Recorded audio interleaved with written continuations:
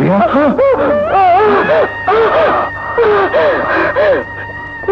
পৃথিবীতে ভালোবাসা নেই রে। তোমাদের কতজনকে মনে মনে ভালোবাসলাম, কাউকে মুখ ফুটে বলতে পারলাম না। এই একজনকে মনের কথা বললাম, ভালোবাসা পেলাম, সেও বাঁচল না। তবু তবু এই শান্তি আমি আমি আমার রবির সাথে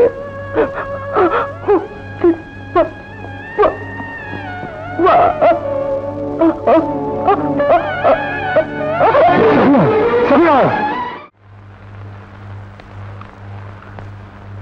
আসসালামু আলাইকুম আঙ্কেল। ওয়ালাইকুম আসসালাম। আপনি? আমি কামাল। ও মাই গড, কামাল, তুমি কেমন আছো? বলো। জি ভালো, আপনি কেমন আঙ্কেল? আরে আমার আর থাকা, বয়স হয়েছে না। তারপর বিদেশে কেমন কাটলো তোমার? Fine uncle. রুনা কোথায়?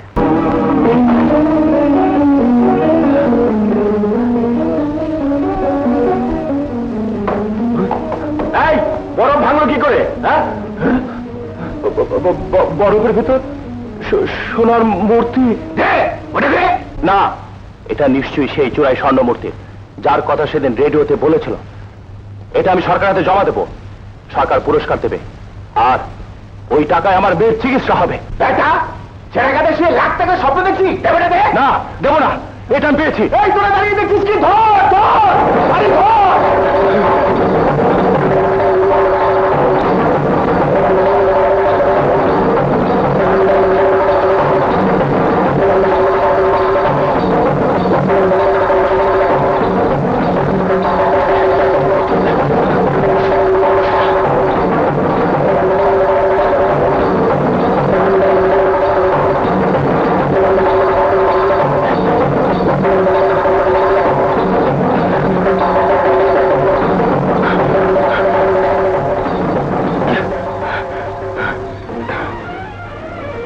চল।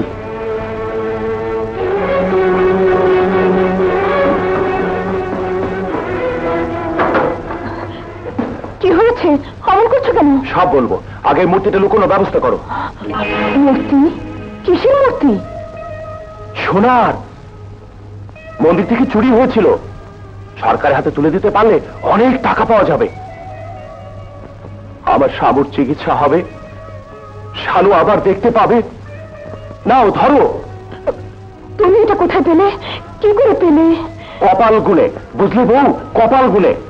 মালিকের সুপারভাইজার বরফের ভেতর চুরি করে পাচার করছিল, আমি ছিনিয়ে এনেছি। দেশের সম্পদ বিদেশে পাচার করবে, জান থাকতে তা হতে দেবো না। আজ বেলা শেষ হয়ে আসছিল, তাই থানায় গেলাম না। পথে ওরা যদি হামলা করে, কাল সকালেই থানায় গিয়ে জমা দেবো। ওগো, আমরা গরিব মানুষ, এক মুঠো ভাত খেয়ে কোনো মতে বেঁচে আছি। তুমি সেধে কেন বিপদ ডেকে আনলে? বিপদ কিসের বউ? রাতটুকু পেরুলেই তো থানায় গিয়ে জমা দেব। সব কথা পুলিশকে জানিয়ে দেব। আমার বিপদ তো দূরের কথা, ওরাই পালাতে পথ খুঁজে পাবে না। সিরাজ সিরাজ সিরাজ সিরাজ সিরাজ সিরাজ সিরাজ সিরাজ সিরাজ সিরাজ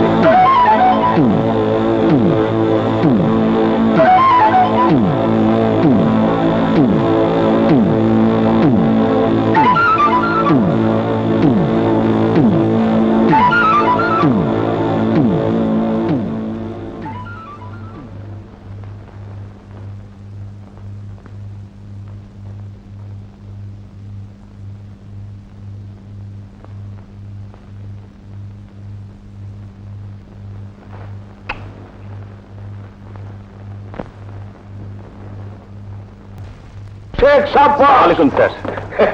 তোমার সততা দেখে আমি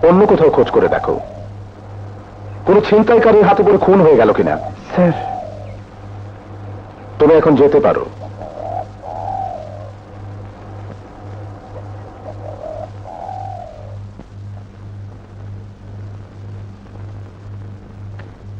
গফুর শেখ কে? ওই একজন কুলি। লোকটা গায়েব হয়ে গেল কেন? আমি কি করে বলবো? তুমি সত্যি কিছু জানো না? তার মানে? কি বলবো বলো, তুমি অনেক ঝামেলা, তাই মাঝে মাঝে তোমার জন্য আমার ভাবনা হয়, দুশ্চিন্তা হয়, এই আর কি। আমি তো তোমার স্ত্রী। Yes, sweet, a very very sweet wife, I mean স্ত্রী। তোমাকে পেয়ে আমি সত্যি ভাগ্যবান সুলতানা। সত্যি বলছো? 100%। সেই সঙ্গে তোমার উপর আমার একটা অন্ধ বিশ্বাস রয়েছে যে আমার অফিসিয়াল ব্যাপারে মাথা ঘামিয়ে তুমি ঘরের শান্তিটুকু নষ্ট করবে না।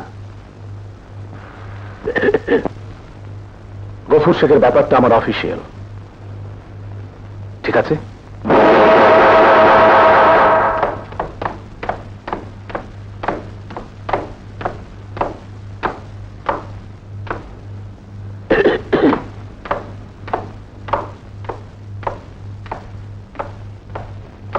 ওয়েলকাম ওয়েলকাম খান, ওয়েলকাম।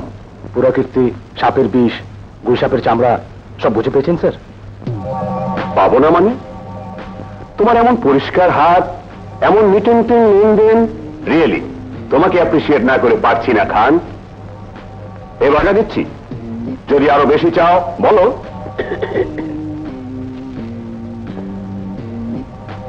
একটা কথা ভুলে যেও না খান, এই লাইনে যে একবার ঢোকে সে কখনো বেরিয়ে যেতে পারে না।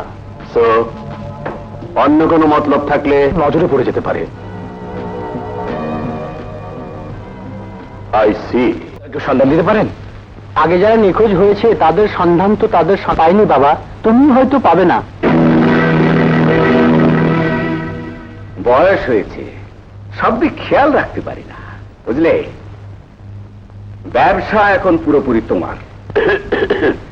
তাই এবারের বোনাসটা সবাইকে ঠিক মতো দেওয়া হয়েছে তো? হয়েছে স্যার। হোয়াট? স্যার মানে? আঙ্কেল বলতে পারো না? তুমি আমার আপন বড় ভাইয়ের ছেলে, এমন গোবেচারা কর্মচারী ভাব ধরে থাকো কেন? হ্যাঁ, ইয়ে প্রোটোকল মেনটেন না করলে কোম্পানিতে ডিসিপ্লিন বজায় থাকবে না স্যার। হ্যাঁ, এখানে শুনতে ভালো লাগে। হ্যাঁ,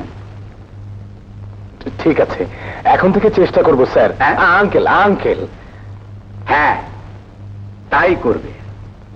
আর শোনো, এমনিতেও তোমরা আমার যথেষ্ট আপন হলেও ভাবছি একটা ফাইনাল সম্পর্ক স্ট্যাবলিশ করব। তোমাদের দু ভাইকে আমার বিশ্বাস নেই, জি, যখন তখন উড়াল মারতে পারো। ভাবছি কামালের সঙ্গে রুনার বিয়েটা দিয়ে তোমাদের সঙ্গে আমার বাঁধনটা আর একটু পাকা করব। ও, এ তো আমাদের সৌভাগ্য স্যার। Sir, sorry uncle.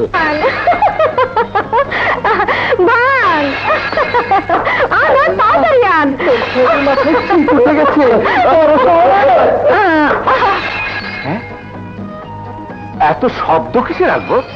ভূমিকম্প হচ্ছে না তো? স্যার, সর্বনাশ হয়ে গেছে স্যার। মেম সাহেব ফায়ারিং হয়ে গেছে স্যার। কাচের জিনিসপত্র ভেঙে চুরমার করে দিচ্ছে স্যার। পুলিশ কি? থাকবো দেখি।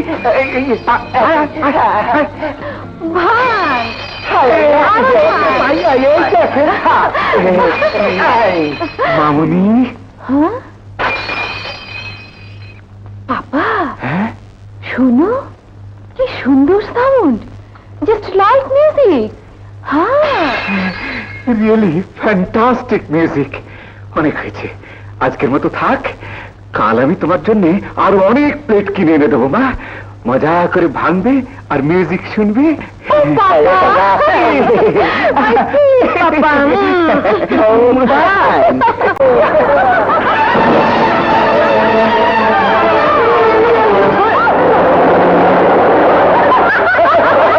কি আপনি?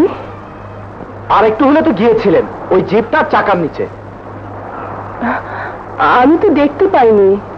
আশ্চর্য, দেখতে পারলে মানে? অত বড় একটা জলজন্ত জীব শরীরের ওপর হুমড়ি খেয়ে পড়লো, আর আপনি দেখতে পাননি? কি করে দেখতে পাবো বলুন? এই আকাশ, এই সাগর, ওই পাহাড়, সুন্দর পৃথিবী যা চিরকালের জন্য চোখের আড়াল হয়ে গেছে, সামান্য একটা জীবগাড়ি কেমন করে চোখে পড়বে? তার মানে মানে আপনি এই বলতে সংকোচ হচ্ছে? বললে আঘাত পাবো? একটুও না। আমি সত্যি সত্যি অন্ধ। সরি, আমি বুঝতে পারিনি। আমি কিন্তু বুঝতে পেরেছি। আপনি আমাকে মৃত্যুর হাত থেকে রক্ষা করেছেন।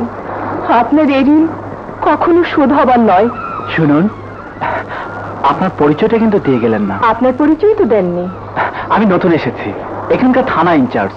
আমি শানু, কাছেই আমাদের বাড়ি। বাড়িতে মা আছে আর 2 ভাই। আপনার বাবা?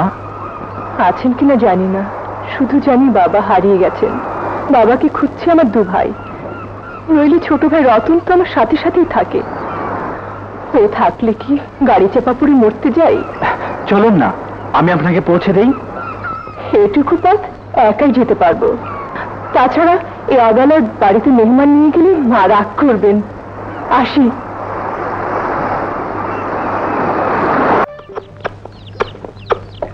আয় আয় আয়, টি টি টি টি। আসুন দারোগা সাহেব। আমি এসেছি, আপনি কি করে জানলেন? চোখে দেখি না, কানে তো শুনতে পাই, অনুভবও করতে পারি। আপনার আসার শব্দ শুনে বুঝতে পেরেছি আপনি এসেছেন। আমার আসার শব্দ শুনে? আশ্চর্য। খোদা দৃষ্টিশক্তি কেড়ে নিয়েছেন বলেই হয়তো এই গুণটুকু আমাকে দয়া করে দিয়েছেন। কারো পায়ের শব্দ একবার শুনলে বা কারো সাথে একবার কথা বললে তাকে দ্বিতীয়বার চিনতে আমার আর ভুল হয় না। মা, কে এসেছে রে শানু? মা, এই সেই দারোগা সাহেব, সেদিন যিনি আমাকে বাঁচিয়েছিলেন। সালাম আলাইকুম। ওয়ালাইকুম আসসালাম। বসো বাবা, বসো। জানেন, সেদিন আপনাকে বাড়িতে নিয়ে আসেনি বলে মা আমাকে কত বকেছেন। বকবো না? 100 বার বকবো। এমন একটা উপকার যে করলো, তাকে পথ থেকে বিদায় করতে হয়। তুমি বসো বাবা, আমি তোমার জন্য চা করে আনছি। বসুন। দারোগা সাহেব, এই আমার ছোট ভাই রতন। ওয়ালাইকুম। ওয়ালাইকুম আসসালাম। ও শুধু আমার ভাই নয়, অন্ধের যেখানে যাই ও আমার সঙ্গে থাকে। সেদিন ছিল না বলেই তো। নাও বাবা, চা খাও। সত্যি আপনাদের এই সুখের সংসার দেখে আমার খুব ভালো লাগছে। দারোগা সাহেব, বাইরের রূপ দেখে কি ভেতরটা বোঝা যায়? তার মানে? সবার মুখের হাসি দেখে আপনি সুখের উৎস খুঁজছেন, কিন্তু এই হাসির আড়ালে যে কত বড় কান্না লুকিয়ে আছে তা তো আর আপনি জানেন না। বাবা আজ অনেক দিন নিখোঁজ, আজও ঘরে ফেরেননি। ফিরবেন কিনা তাও জানি না। তবু আশায় আশায় বুক বেঁধে পথের দিকে তাকিয়ে আছি। আমাকে আপনারা ব্যাপারটা একটু খুলে বলবেন? কি আর বলবো বাবা, সবই ঘটে গেল স্বপ্নের মতো। ঘাটে কাজ করতে গিয়ে বরফের ভেতর থেকে সোনার মূর্তি পেল ওর বাবা। ওটা নাকি সরকারি সম্পত্তি, তাই সে ঠিক করলো থানায় গিয়ে সরকারি লোকের হাতে ওটা জমা দিয়ে দেবে। কিন্তু পরদিন মালিকের লোক এসে ওকে ডেকে নিয়ে গেল। মালিক নাকি বলেছেন সততার জন্য ওকে পুরস্কার দেবে। সেই যে মূর্তিটা নিয়ে গেল আর ফিরে এলো না। আপনারা খোঁজ নেননি? আমার বড় ছেলে বাদলকে পাঠিয়েছিলাম বাবা। ওরা বলেছে ওদের বাবা নাকি ওখানে যায়নি। আচ্ছা, মালিকের নামটা বলতে পারেন? এখানকার সবচেয়ে ধনী লোক, জাফর খান। জাফর খান? যখন তখন বাইরে যায়, বান্ধবীদের নিয়ে হইচই করে বেড়ায়। সেদিন ট্রলারে বেড়াতে গিয়ে নৌকো ডুবানোর ঘটনা শোনোনি? লোকগুলো নিরীহ ভদ্রলোক ছিল বলেই রক্ষে। যদি গুন্ডাপান্ডা ধরনের হতো, তুমি বলো একবার। এরপর কোনো বাপ নিশ্চিন্তে ঘুমোতে পারে? এক কাজ করুন আঙ্কেল, ওকে ডেকে মৃদু ধমকে দিন। Are you mad? ধমকাবো ওই মেয়েকে? সেন্টিমেন্টাল হয়ে কোনো অ্যাক্সিডেন্ট ঘটিয়ে বসলে মাসুল টানবে কে? হ্যাঁ, না না, একবার তুমি অন্য কিছু ভাবো। আচ্ছা, পাগলা গারদে পাঠিয়ে দিলে কেমন হয়? গারদ? পাগলা গারদে পাঠাবো তোমাকে, বুঝেছ? Sorry sir. আঙ্কেল, কাশিটা সারিয়ে নাও না কেন? জি জি। শোনো, জি।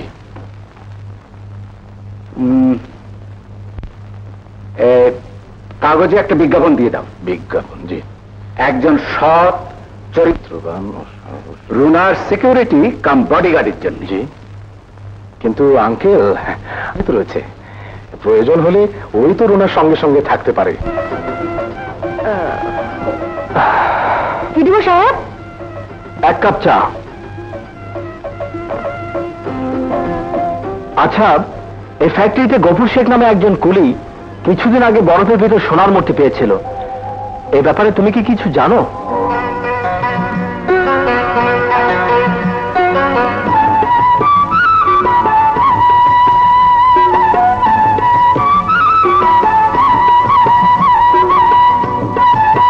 কি হলো, কথা জবাব দিচ্ছ না কেন? ইয়ে, না না সাহেব, আমি কিছু জানি না, কিছু জানি না। রাবিশ। গফুর সিং আমার ফ্যাক্টরিতে কাজ করত, নিখোঁজ হয়েছে। এসব আপনি কি বলছেন ইন্সপেক্টর সাহেব? আপনি যে মূর্তিটার জন্য তাকে পুরস্কৃত করেছেন, সেই মূর্তিটা কোথায়? মূর্তি? কিসের মূর্তি? সোনার মূর্তি, বরফের ভিতর স্মাগল হচ্ছিল। সোনার মূর্তি আমার ফ্যাক্টরির বরফের ভেতর? অসম্ভব, এ হতেই পারে না। আপনি আমার ম্যানেজার আকবরের সঙ্গে কথা বলেছেন? আঙ্কেল, এই যে আকবর, দেখো ইন্সপেক্টর কি বলছে। আমার মনে হয় ইন্সপেক্টর সাহেব কোনো গল্প কারো কাছ থেকে শুনে এসেছেন। এ ধরনের কোনো ঘটনা তো আমাদের এলাকায় ঘটেনি। হ্যাঁ, আপাত দৃষ্টিতে এক সময় বিড়াল ঠিকই বেরিয়ে পড়বে। এনিওয়ে, আপনাদের অনর্থক কষ্ট দেবার জন্য আমি দুঃখিত। চলি। আচ্ছা।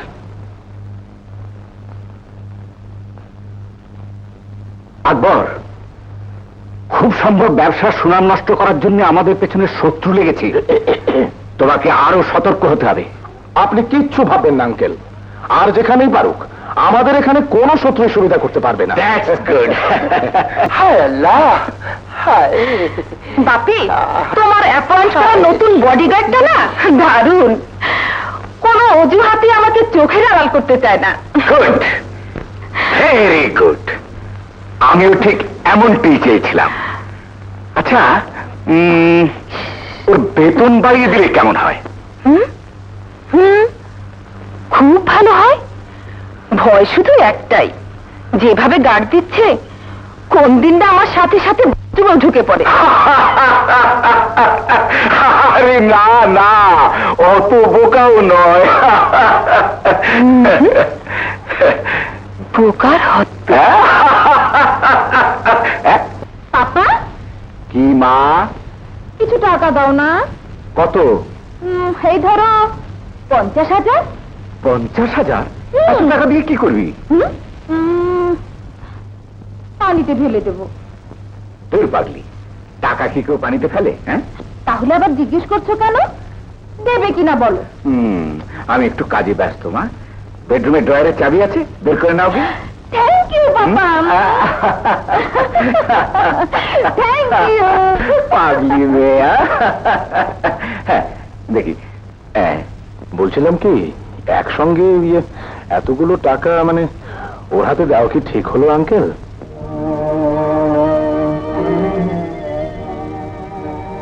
কি করব, ওর মুখ কালো দেখলে আমার বুকের ভেতরটা যে মোচড় দিয়ে ওঠে আকবর। ও আর কটা টাকা নষ্ট করবে? আমার তো টাকার অভাব নেই। কথাটা আপনি আর আমি যেমন জানি, ঠিক তেমনি এই শহরের অনেকেই তা জানে, আর তাই সেই সুযোগটাই কেউ হয়তো নিতে চাইছে। কি বলতে চাও তুমি? না, আমি বাদলের কথা বলছিলাম। সোনার খনির সন্ধান পেয়ে গেছে সে। এখন মাঝে মাঝে আপনার মেয়েকে টাকা দিতে হবে। আকবর, তোমার কথা আমি কিছুই বুঝতে পারছি না। এই টাকার সাথে বাদলের কি সম্পর্ক? সম্পর্ক তো থাকার কথা নয় আঙ্কেল, হিসেবে তাই বলে। কিন্তু আপনি বোধহয় খবর রাখেন না, আপনার কন্যার সাথে যার বডিগার্ডের সম্পর্ক, সে সম্পর্ক অনেক উন্নত হয়েছে। শেষ পর্যন্ত ওই মন দেয়া নেওয়া পর্যন্ত তো নই। মালিকের মেয়ে সম্পর্কে মুখ সামনেই তো কথা বলা উচিত। কিন্তু আপনি একদিন আমাদেরকে মিথ্যে আশ্বাস দিয়েছিলেন যে আমার ছোট ভাই কামালের হাতে আপনি আপনার মেয়েকে তুলে দেবেন। মিথ্যে আশ্বাস যে জাফর খান কাউকে দেয় না, সে কথা তোমাকে মনে করিয়ে দিতে হবে। কিন্তু রুনা কি আপনার কথা মেনে নেবে? মেনে নিতে বাধ্য করা হবে। এই জাফর খানের নরম দিকটাই তোমরা দেখেছো, দেখনি প্রয়োজনে সে কত শক্ত হতে পারে। তাই করুন আঙ্কেল, এখনো সময় আছে। বাদলের হাত থেকে রুনাকে বাঁচান।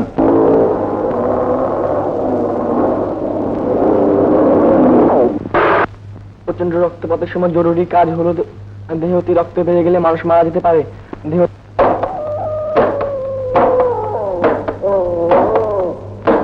দেহতে অতিরিক্ত রক্ত বেড়ে গেলে মানুষ মারা যেতে পারে। রক্ত শূন্য হয়ে মানুষ মারা যেতে পারে।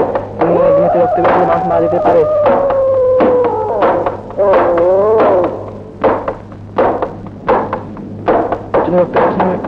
ভাই এসেছে। রতন, দরজা খুলিস না। কথা বলছিস না কেন?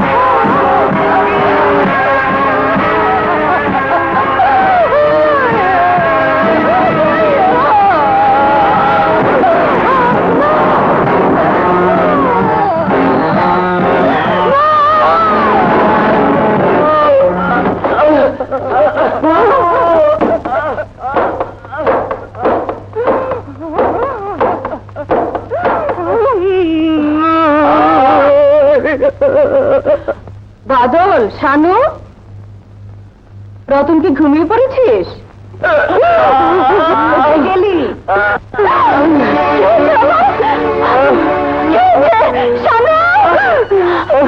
কে যেন বুবুর সর্বনাশ করে গেছে। আমি বুবুকে বাঁচাতে পারলাম না, আমিও বাঁচতে পারলাম না। ভাইয়া, ভাইয়া যদি আমাকে ঘুঘু শিখাতো। ভাইয়া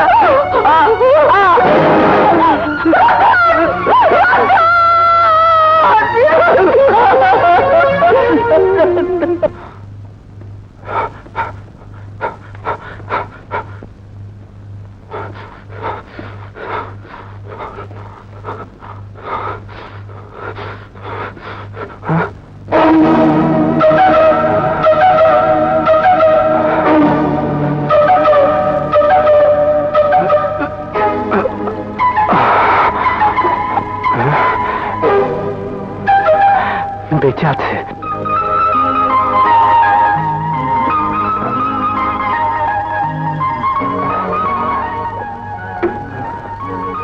এখন কেমন লাগছে? ভালো। কিন্তু আপনি? আমি এখানকার থানা ইনচার্জ ফেরোজ খান। ও, আপনি? আপনার কথা অনেক শুনেছি। আমার কথা শুনেছেন? কার কাছে? আমার মায়ের কাছে, আমার বোনের কাছে। শানু আমার ছোট বোন। ও, আপনার নাম বাদল।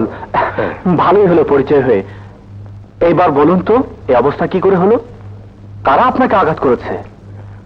ওদের আমি চিনতে পেরেছি দারোগা সাহেব। ওরাই আমার বাবাকে পুরস্কারের লোভ দেখিয়ে ডেকে নিয়ে গিয়েছিল ওদের মালিক জাফর খানের কাছে। কিন্তু জাফর খান তো আমার কাছে সে কথা স্বীকার করেনি। ওরা যে তারই লোক, আপনি কি করে প্রমাণ করবেন? প্রমাণ আমি দিতে পারবো দারোগা সাহেব, শুধু সময়ের ব্যাপার। চলি। চলুন, আপনাকে এগিয়ে দিয়ে আসি। ধন্যবাদ, আমি একাই যেতে পারবো। চলি।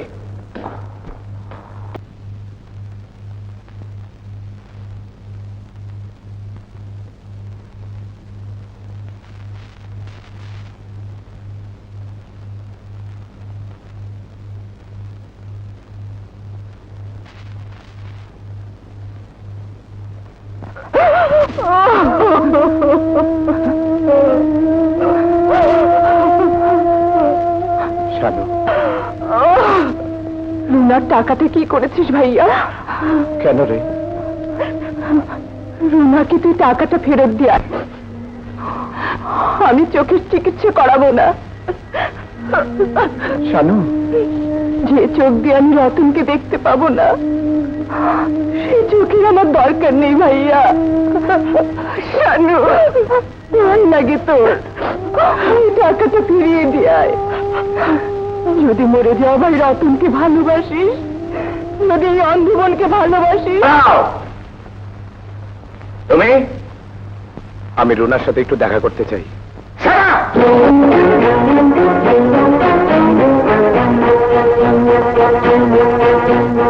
কোটিপতি জাফর খানের একমাত্র মেয়ের নাম আদরের সঙ্গে উচ্চারণ করো। রুনাকে কি দরকার? তার কিছু টাকা ছিল আমার কাছে, ফিরিয়ে দিতে এসেছি। কত টাকা? 50,000। রুনার টাকা তোমার কাছে কেন?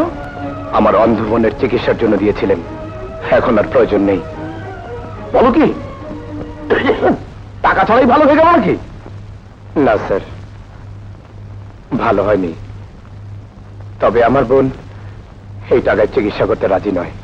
টাকাটা নিন স্যার। তার সাথে কি একবার? না, তার সঙ্গে তোমার দেখা হবে না। তোমার চাকরি থেকে তোমাকে বরখাস্ত করা হলো। আমার অপরাধ? আবার বলছো অপরাধ কি? চাকরিতে চুল নেই, বগলে হাউসের বাবরি। সামান্য একটা কুলির ছেলে হয়ে তুমি এত বড় বাড়ির একমাত্র জামাই হওয়ার স্বপ্ন দেখছো। আবার বলছে আঙ্কেল অপরাধ কি? ও, এই কথা। তাহলে কথাটা বলেই ফেলি। মনে রাখবেন, এক হাতে কখনো তালি বাজে না, আর দুই হাতে যখন তালি বেজেই গেছে, তখন সে তালি থামানোর সাধ্য আপনাদের কেন, পৃথিবীর কারণেই। সে যত বড় কোটিপতি আপনারা হন না কেন। চলি। প্লিজ আঙ্কেল, উত্তেজিত হবেন না, আপনার ব্লাড প্রেশার বেড়ে যাবে। যান, উপরে যান।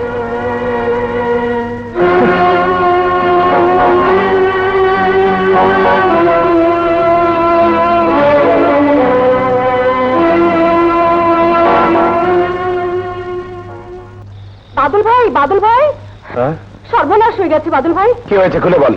ওই ফ্যাক্টরিতে রবির মাথা থেকে বোঝা পড়ে যেতে বড় ভেঙে সোনা বেরিয়েছে। কি বললি? হ্যাঁ বাদল ভাই, মালিক তাকে ডেকে নিয়ে গেছে ফ্যাক্টরিতে পুরস্কার দেবে বলে। এত রাত হয়ে গেল।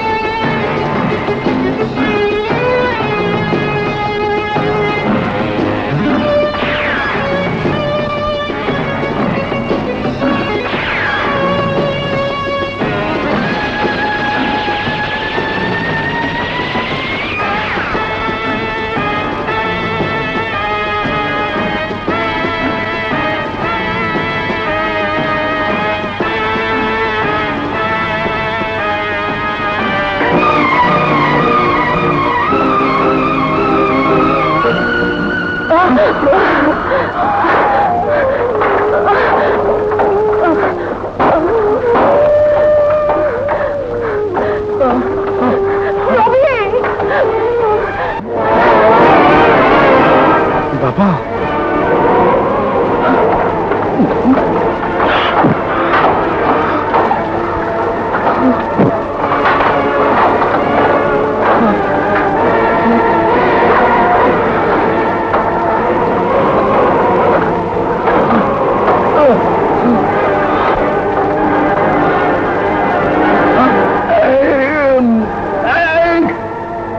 সেই চাবি যতক্ষণ তোর গলায় থাকবি তুই মারামারি করতে পারবি না।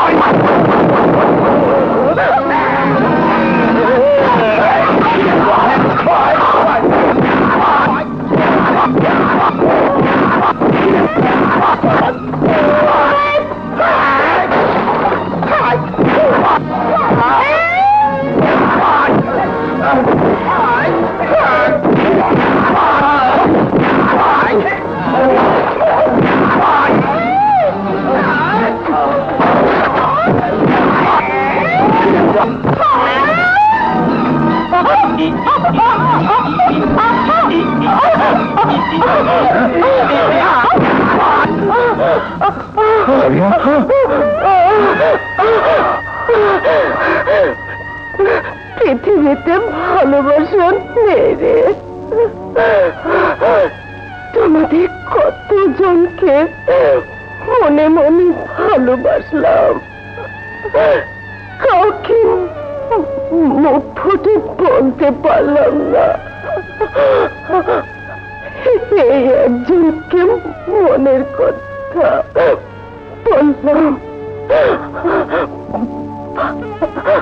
ভালোবাসা পেলাম, সেও বাঁচল না।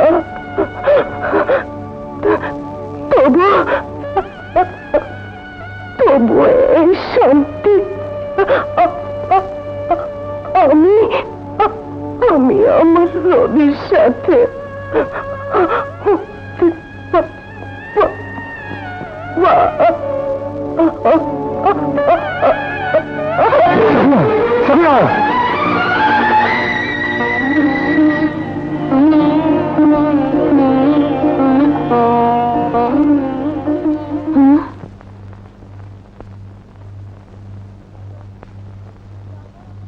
বাদল, তুই আবার আমার নিষেধ অমান্য করেছিস, তুই মারামারি করে এসেছিস, তুই মানুষ খুন করেছিস।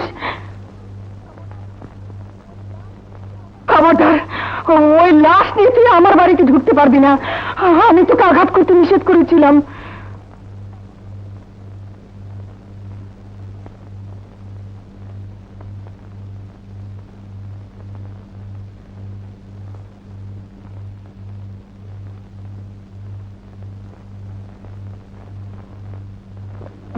খবরদার বলছি বাদল, তুই ওটা নিয়ে ওখান থেকে চলে যা। তোর বাবা ফিরে এলে কি বলবো আমি তাকে? বলবো আমার ছেলে খুনি? চলে যা ওখানে যা বলছি যা মা ভাইয়া ফিরেছে মা যা বলছি যা কি হলো মা কি হলো ভাইয়া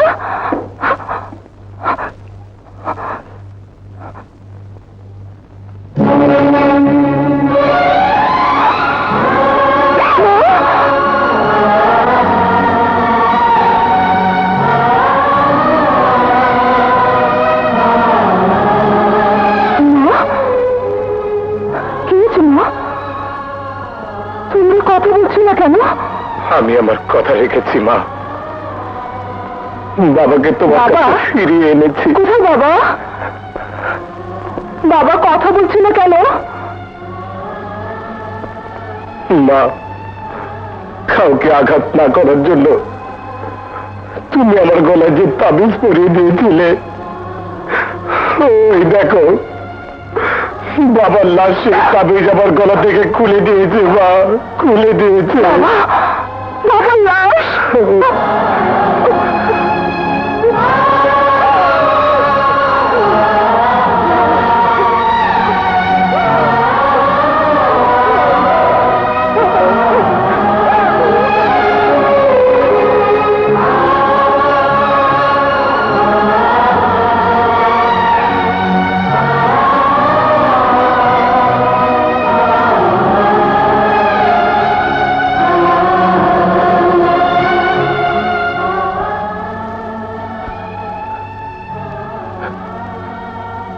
যে সাদা কাপড় তোমার কাছ থেকে একদিন আমি কেড়ে নিয়েছিলাম, সে কাপড় আজ আমাকে তুলে দিতে হলো। তোমার কথাই ঠিক হয়েছে মা, তোমার কথাই ঠিক হয়েছে।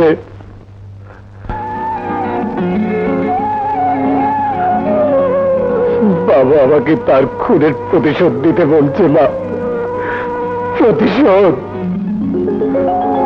পেরেছি, ওদের ডালপাল আমি ভেঙে দিয়েছি, এবার ভাঙবো আমি বিশটা হাত। কপুর শেখ এবার মরেও দেখি ভাজাল বাঁধালো। বাপের লাশ নিয়ে গেছে বাদল, যাক ফাঁসলে মালিক ফাঁসবে, আমার কি?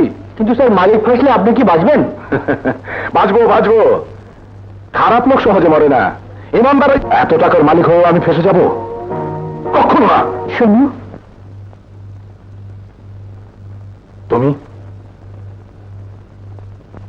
তুমি আবার কোন খবর নিয়ে এলে? তুমি না বলেছিলে গফুর শেখ কোথায় গেছে তুমি জানো না? তাহলে ফ্যাক্টরি থেকে গফুর শেখের লাশ বেরোলো কি করে? তুমি কি করে জানলে? তার আগে জবাব দাও, যেটা জেনেছি সেটা সত্যি কিনা। কি জেনেছো? জেনেছি সবকিছু। জেনেছি আমার স্বামী একজন স্মাগলার, একজন খুনি, মালিকের অর্থ আত্মসাৎকারী একজন ঠকবাজ। সুলতানা! ছি। টাকার লোভে তুমি এত নিচে নামতে পারো, ভাবতে আমার ঘৃণা হয়। আমরা তো ভালোই ছিলাম, আমাদের তো কোনো অভাব ছিল না, তবে কেন তুমি এ পথে নামলে? যে চাচা তোমাকে এত বিশ্বাস করে সবকিছু তোমার হাতে ছেড়ে দিয়েছিল, তার সেই বিশ্বাসের বুকে কেন ছুড়ে বসালে? কেন অর্থের লোভে নিজের আত্মাকে শয়তানের কাছে বিক্রি করে দিলে? কেন তুমি এমন করলে?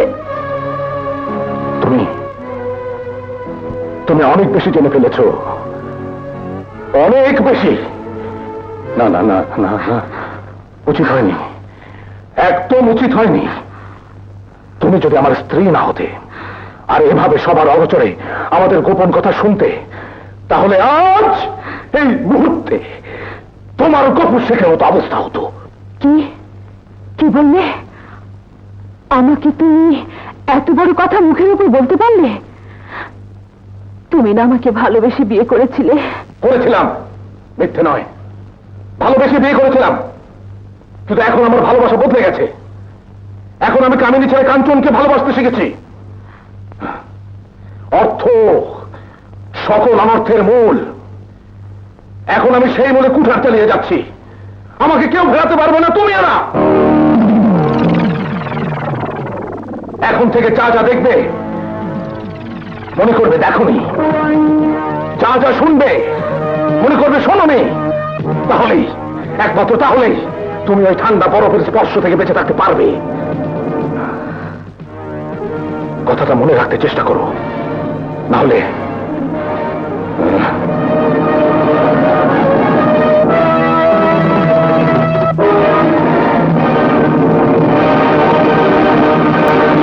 কি বলছো মা? আকবরের এই কাজ? হ্যাঁ আঙ্কেল, আমি যা বলছি সব সত্যি। ফ্যাক্টরির গুদামে গফুর শেখের লাশ পাওয়া গেছে। গফুর শেখের লাশ? হ্যাঁ, আর আপনার ব্যাংকের সমস্ত টাকা আমার স্বামী আত্মসাৎ করেছে। এখনো সময় আছে আঙ্কেল, আপনি কিছু করুন, নইলে সর্বনাশ হয়ে যাবে। ঠিক আছে মা, তুমি এখন যাও। আমি এক্ষুনি সব জায়গায় ফোন করে খবর নিচ্ছি। আকবর,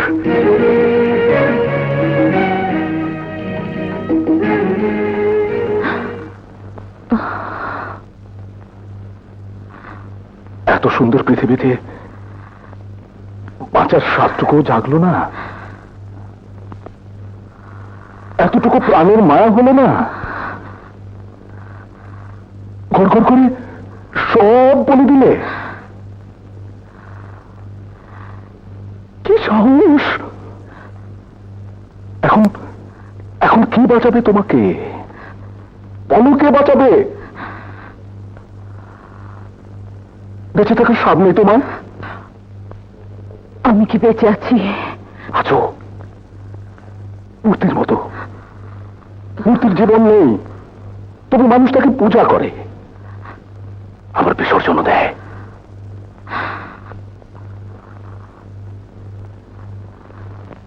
তোমাকে আমি বিসর্জন দেব।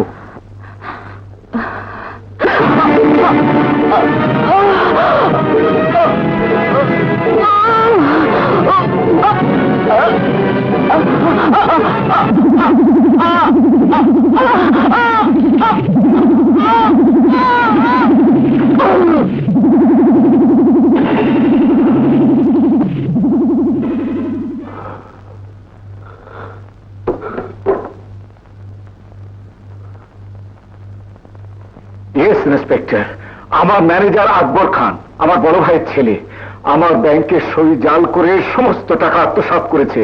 I need your help. দেখি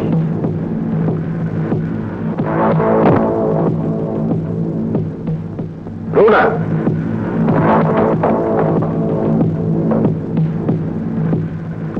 সারা জীবন আমি আপনাকে হেল্প করে এসেছি, আজ আবার পুলিশ কেন আঙ্কেল? এই কাজটা শেষবারের মতো আপনি আমাকে করতে দিন। পুলিশ সব জেনে গেছে, আমার মুখোশও খুলে গেছে, আর তাই আমি দেশ ছাড়ার পূর্ব মুহূর্ত পর্যন্ত আপনাদেরকে আমার হাতে বন্দী থাকতে হবে। স্যার, রুনা ম্যাডাম বাড়িতে নেই। পাখি পালিয়েছেন। খাঁচাটাকে নিয়ে যাই, চলো। আসো আসো আসো, কেমন আছেন? বসেন। এই স্যার স্যার, ওই যে রুনা ম্যাডাম হিজড়া সারা পালিয়ে যাচ্ছে।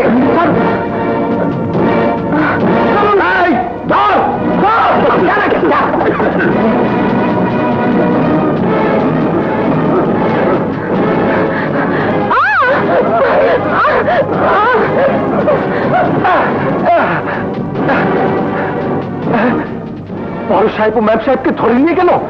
হ্যাঁ, চলো চলো।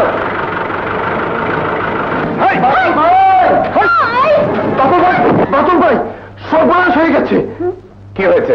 বড় সাহেব ও ম্যাম সাহেবকে ধরে নিয়ে গেছে। কে? ম্যানেজার সাহেব। কি? হ্যাঁ বাদল ভাই, সব ওই ম্যানেজারের চক্রান্ত। বড় সাহেব ও ম্যাম সাহেবকে ওদের হাত থেকে বাঁচান বাদল ভাই। আকবর, আমি তোকে কোলে পিঠে করে মানুষ করেছি, স্নেহ দিয়ে তোকে বড় করেছি, বিশ্বাস করে তো। বিশ্বাস? হ্যাঁ বিশ্বাস, কিন্তু তোর অত জেনে জেনে ফেলেছো সব সব কিছু। যেমন জেনে ফেলেছিল গফুর শেখ, তাকে আমি না ওই আজরাইলটা ঠান্ডা শীতল বরফের মধ্যে চিরতরে ঘুম পাড়িয়ে দিয়েছে। কারণ সে সোনার মূর্তি। অবশ্যই ঘটনা জেনে গেছে বাদল গফুর শেখের ছেলে, তাকেও মরে যেতে হবে কি আসতে পারে। তুই আমার বাবাকে খুন করেছিস, আমি আমার বাবার খুনের বদলা নিতে এসেছি। অন্ধ মেয়ে বাবার খুনের বদলা চায়। দিকে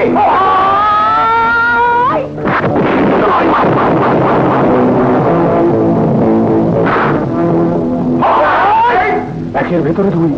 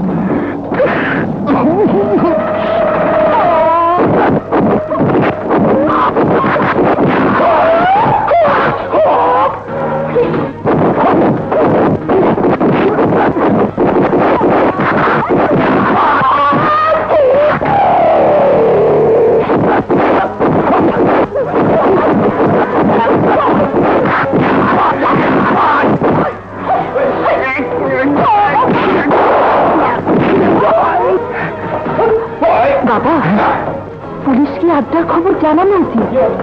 ঠিক বলেছিস। চল।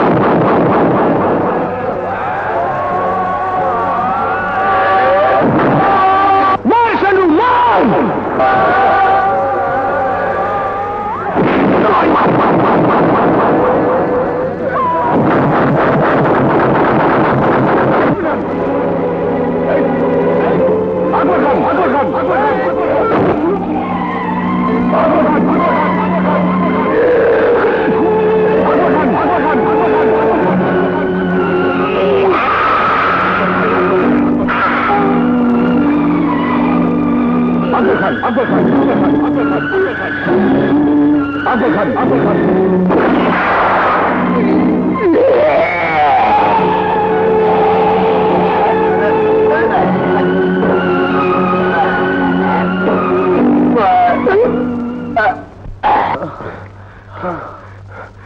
আমি কাপুরুষ নই, তাই তোকে শেষবারের মতো বাঁচার সুযোগ দেব। বন্ধু হয়ে তুই আমার অন্ধ বোনের ইজ্জত নিয়েছিস।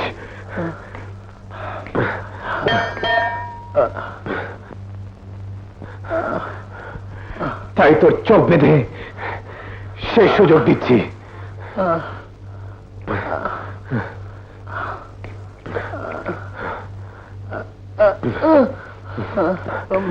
আমার চোখ আমি বেঁধে নেব। তোর ডান হাতের নিচে একটি পিস্তল, আমার ডান হাতের নিচে একটি পিস্তল থাকবে। আমার বোন হাঁটবে, ওর হাঁটা থেমে গেলেই তুইও গুলি করার সুযোগ পাবি, আমিও পাবো।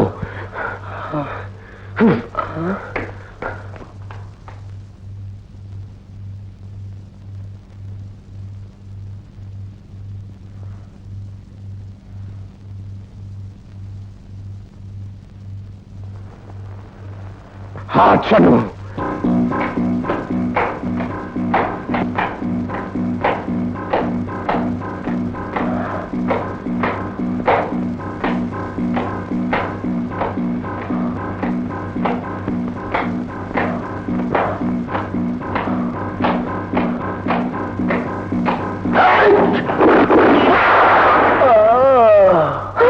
ভাইয়া